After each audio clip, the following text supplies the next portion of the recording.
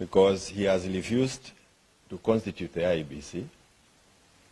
It's been confirmed here by Muturi that the abductions were really under his command, because he's the one who made the call and the young man was released. So if your son or daughter is released and you cannot get hold of William Ruto, what does that mean to us?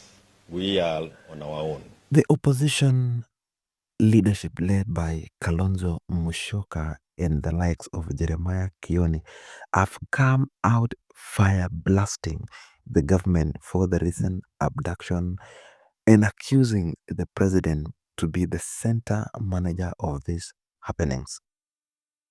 Jeremiah Kioni has accused the president after one of the president's cabinet secretary, Justin Muturi, called a presser, saying he himself is not satisfied on how the Ruto's government is handling abduction of young Kenyans. The presser came as a dissatisfaction when, in June last year, Justin Muturi's son was arrested or was abducted along Kilimani, and he says he has never found answers. Jeremiah Kioni, yesterday when holding a presser, said President William Ruto is one of the guys who knows everything, and he orders the abductions to take place. Speaking during a presser, when Kalonzo Musyoka and other leaders of the Azimio coalition or the opposition coalition met here in Nairobi, said the president has failed to even constitute the IEBC. Just listen. Because he has refused to constitute the IEBC. It's been confirmed here by Muturi that the abductions were really under his command, because he's the one who made the call and the young man was released.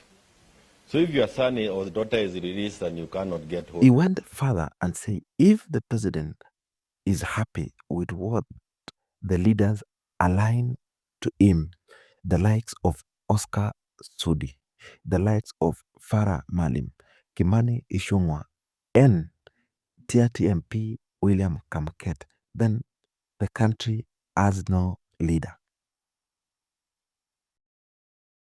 When we have the likes of Sudi, Kamket, Kimani Ichung'wah, and Farah Malim, allowing the utterances that we have heard from their mouths in the presence of William Ruto, and to the amusement of him, William Ruto, kwa sababu yeye ndiye alikuwa anapiga makofi kuliko wananchi wanapotukana watu.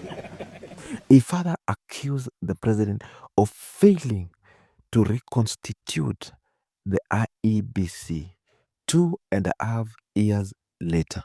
Mind you, there are a number of constituencies that are now do not benefit from the national cake simply because their leaders died and no re-election has been done.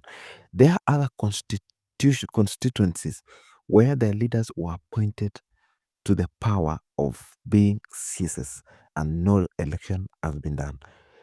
Jeremiah Kioni terming the current president as someone who is self-centered and has forgotten his role as the president and has neglected Kenyans, saying they are on their own, or Kenyans, we are at our own lane. Listen to what he said.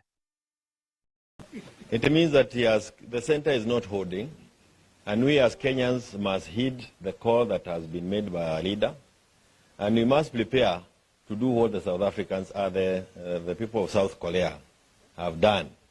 It is time for us to go and arrest Williams.